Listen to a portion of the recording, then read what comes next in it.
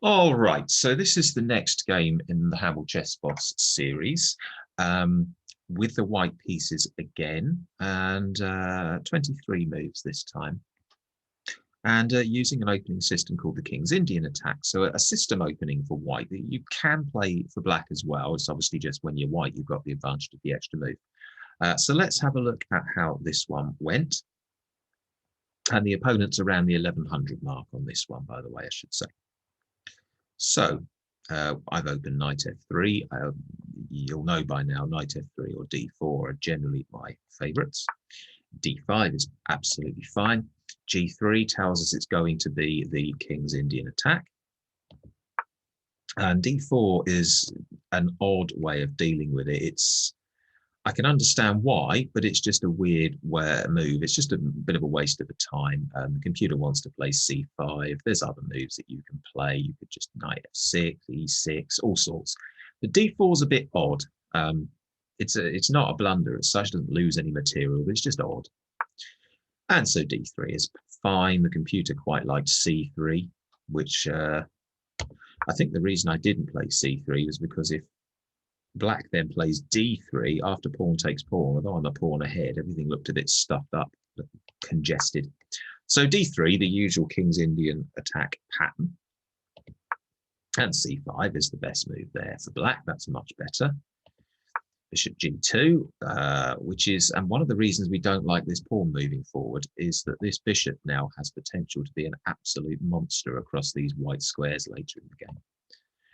Anyway, so what was played? f6. Yeah, that's a strange move because it's just unnecessary. It weakens this diagonal against the king. You're starting to see really horrible weaknesses. I'm just going to highlight all these white squares. And in any case, that's the square where you want to put the knight. So f6 is a bit of a strange one. Castles, as you would, and still with this King's Indian setup. e5 is a much more sensible move, and that's probably the point of playing f6 was to defend this square, but you could easily have done that by putting the knight out, and then the knight from c6 would also defend that square. But okay, on we go.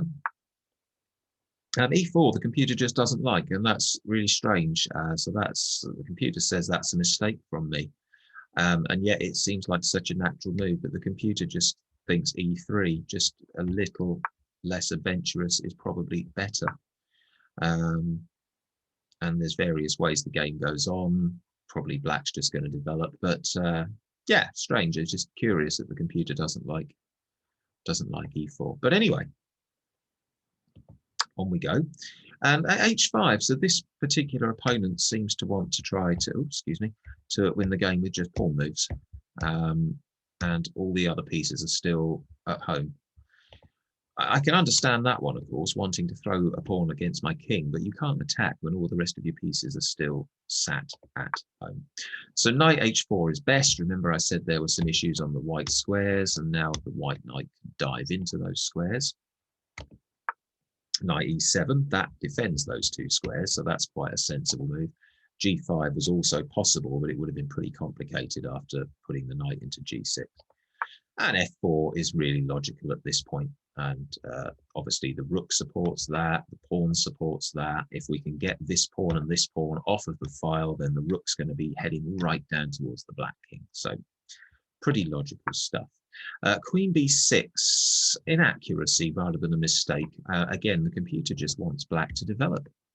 Just develop your pieces. It's too early for the queen to be coming out. I know it's on the same line as the diagonal as the king, but this pawn's never going to be out of the way. So it doesn't really matter.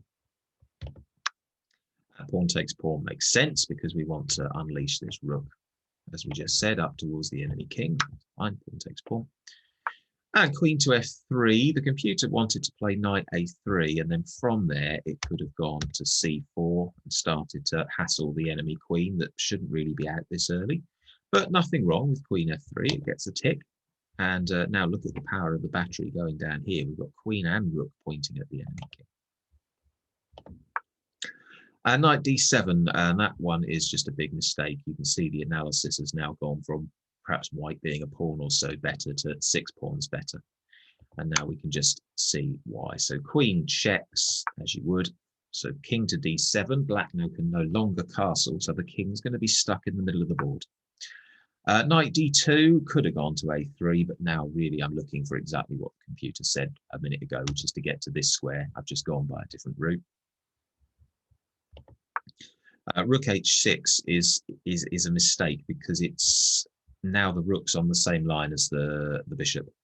So when I move the knight in a second, it's which will be the best move. Not only are we attacking the queen, but we're attacking the rook as well. And queen to a6. It's got to go somewhere. But the best effort for black there was to ignore the attack on their own queen and put the rook there to attack the white queen. But even then, as you can see, it's still a comfortable situation for white. So bishop takes rook. There's a rook available. Why not? b5. I mean, at this point, the game is pretty much done. Queen takes bishop was the best move, but it's still 8-pawn advantage for white. So looking good. Knight takes e5 is fine. If this knight takes here, then that bishop is no longer defended. So queen takes bishop. So it's not just a loss of a piece. What did black play? Black did play knight takes knight. That's fine. And there's queen takes bishop. King to d7.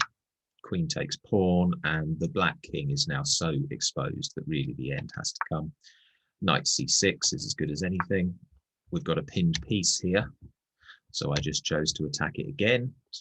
Absolutely fine. Rook f7 is a perfectly decent alternative, but knight g6 was good. Developing the bishop. Knight takes, bishop to h3, check. Let's get another piece into the attack here. And the computer's found mate in 11. Good grief. Well, I certainly couldn't see that far ahead. Wow. But king to d6 makes life a lot easier because now it's a checkmate in 2. I wonder if did I find the checkmate in 2 or did I go a bit too slow? Yeah, I did it in 3 instead. So rook f6 is still winning in 3, but bishop to f4 would have been quicker. King c7, bishop f4. I'm going the slow way here now. That's silly. I should just play queen take d7 here. I don't know why I didn't. Probably because the game is so dead that just didn't give it enough thought. But I mean, it's still checkmate very, very soon. And in fact, the king going to d8 instead of queen d6 just means it's checkmate, basically. Now, so what can we say from that game? Well, basically, don't waste time in the opening, especially if you're black. d5 is not a good idea. Again, queen b6, this is just silly. You've still got all three of your 4 minor pieces at home and your king's not castled. And not too many pawn moves. Oops, didn't mean to highlight that one. Not too many of these pawn moves. Yeah, 3 or 4 pawn moves in the opening should be plenty. Yeah, centre pawns, knights, bishops get castled. And especially so if you're black because you're a move behind. Okay, so that's that one done. And that was a player graded around the 1100 mark. So it's going up and it's certainly going to get a lot harder soon. See you next time.